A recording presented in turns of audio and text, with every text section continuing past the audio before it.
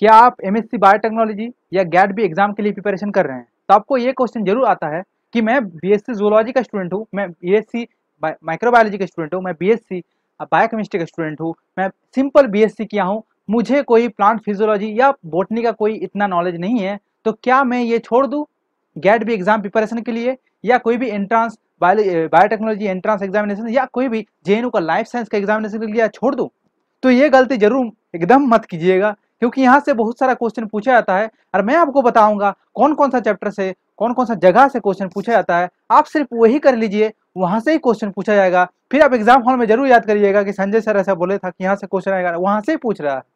तो अभी ये वीडियो को एकदम अच्छा से देखिएगा, एकदम फ्री और एकदम जबरदस्त कंटेंट आपको दे रहे हैं, और वहां से क्वेश्चन पूछेगा, आपको इजी से इजी और कोई भी टॉपिक आपको छोड़ना ना पड़े, यही मेरा काम है, आपको मैं गाइडेंस करते रहूंगा। ठीक है, तो पहला जो टॉपिक आपको पढ़ना चाहिए कि सेल, एनिमल सेल और प्लांट सेल के बीच में एक थोड़ा डिफरेंस होता है, वो आपको थोड़ा जानना चाहिए। जैसे मैं सिंपली बता दे रहा हूँ कि एनिमल सेल में कोई सेल वॉल नहीं रहता, लेकिन आपका प्लांट सेल में रहता है जो सेलुलोज से बना रहता है।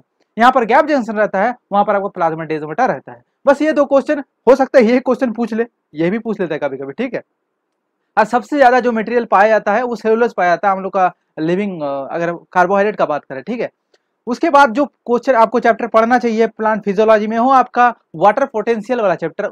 कितना तरह का प्रेशर्स होता है, जैसे सॉलिड पोटेंशियल होता है, वाटर पोटेंशियल होता है, वहां पर बहुत सारा फॉर्मूलाज होता है जो आपको याद रखना पड़ेगा। कुछ नहीं, सिंपल सी फॉर्मूला है, जाके आपको पता होना चाहिए कि जैसे आपको पता है a² + 2ab + b², वहां पर भी जाके आपको सिंपल वही करना है। आपको जाके सिंपल फॉर्मूला आपको याद रखना है कि क्या फॉर्मूला है, कौन सा वाटर पोटेंशियल है, क्या है, किसको डिलीट करने से क्या निकलता है, बस सिंपल सी फॉर्मूला।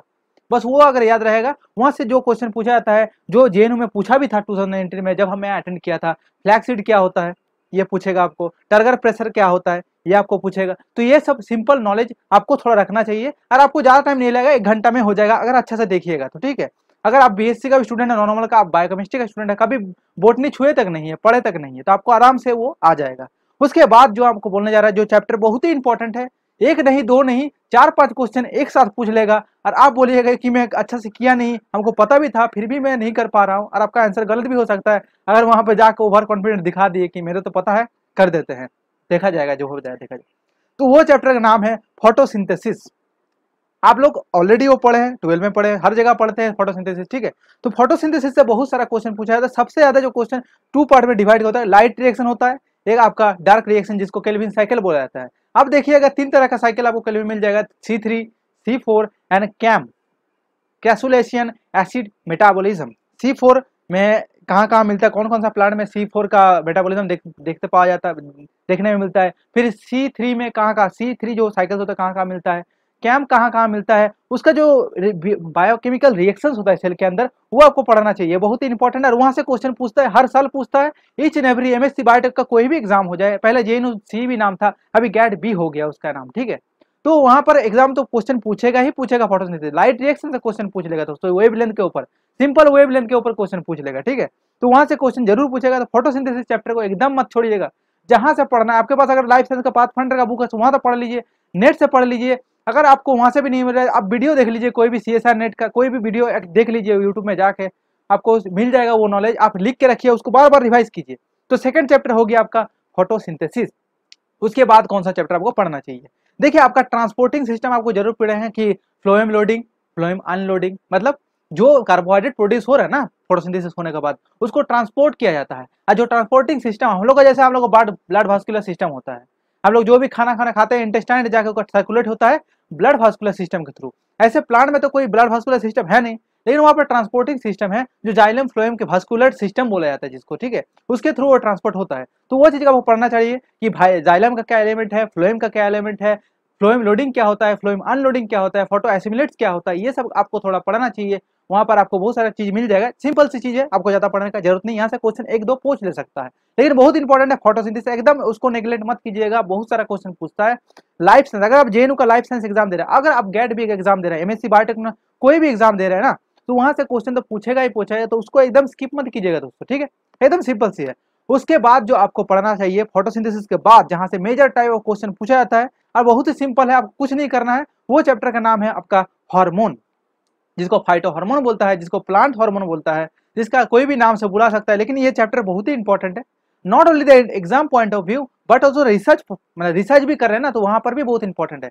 अगर आप जो चावल खा रहे हैं, जो खा रहे हैं ना, ऐसे ऐसे जगह है जहाँ पर बहुत ही हाई सैनिट, मतलब जो नमक का परिमाण बहुत रहता है मिट्टी में, तो वहाँ पर हार्मोन को चेंजेस करके वहाँ पर ग्रोथ बढ़ाया जाता है प्लांट को। तो नॉट ओनली द आपका पढ़ाई के लिए, आपका एंट्रेंस के लिए, वो आपको जाके मतलब एग्रीकल्चर में भी बहुत हेल्प करता है, ये रिसर्च में बहुत इंपॉर्टेंट है, इसका इकोनॉमिक जो वेटेज बहुत ज़्यादा है।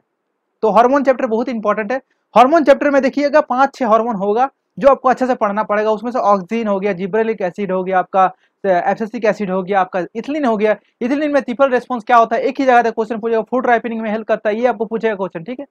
ऑक्सीजन क्या करता है आपको पूछेगा, साइटोकाइनिन क्या करता है पूछेगा आपको, फिर आपका एब्सिसिक एसिड क्या करता है, क्या नहीं करता, ये सब पहले हार्मोन का नाम, उसका ऑल्टरनेटिव नाम, सिंथेटिक हार्मोन क्या होता है, नेचुरल हार्मोन क्या होता है, उसको पढ़ना पड़ेगा। उसका फंक्शन तो बहुत इंपॉर्टेंट है, फंक्शन आपको पढ़ना चाहिए। जाके सेल सिग्नलिंग नहीं पढ़ना है, आपको सिग्नलिंग नहीं पढ़ना है, हार्मोन का सिग्नलिंग एकदम ही नहीं पढ़ना है।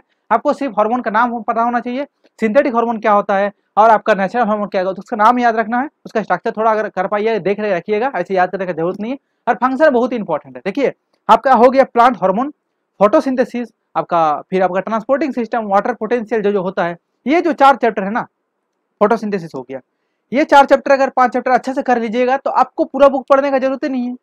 क्योंकि 90% से 95% क्वेश्चन जो ये जगह से पूछता है, तो आप क्यों जाके पूरा बुक पढ़िएगा। बहुत सारा स्टूडेंट पढ़ता है तेज एंड जेजर, अगर आप 1 साल से प्रिपेयर कर रहे हैं तो वो बुक पढ़ सकते हैं, बहुत ही अच्छा है। एमएससी में आपको वही रिकमेंड करेगा। अगर आप जेएनयू में जाते हैं या कोई भी इंस्टीट्यूशन में जाते हैं, तेज एंड जेजर ही पढ़ने बोलेगा। लेकिन मैं रिकमेंड करूंगा इस टाइम में आप कोई भी स्टैंडर्ड बुक या फॉरेन राइटर का बुक मत पढ़िएगा, आपके बहुत प्रेशर क्रिएट हो सकता है और आपका कोई आउटपुट भी नहीं मिलेगा वहां से, ठीक है। तो ये आपको बहुत इंपॉर्टेंट चीज है। उसके बाद अगर आपके पास पाथफाइंडर का बुक है तो वहां से जाकर पढ़ लीजिए, बहुत ही हेल्प होगा। उसके अलावा अगर आपके पास पाथफाइंडर का बुक भी नहीं है ना, तो आप इंटरनेट में बहुत सारा सोर्सेस है, वेबसाइट में पढ़ लीजिए, ब्लॉग पढ़ लीजिए कोई, या आप जाके यूट्यूब में सर्च कीजिए। अभी यूट्यूब सेकंड सर्च इंजन हो गया है गूगल के बाद, तो वहां पर आपको वीडियोस मिल जाएगा, तो वहां पर वीडियो देख लीजिए, कोई दिक्कत नहीं। तो याद रखिए दोस्तों, वाटर पोटेंशियल, आपका फोटोसिंथेसिस, आपका हो गया ये plant hormone, transporting, loading unloading क्या होता है नहीं होता, बस ये पढ़ लीजिए।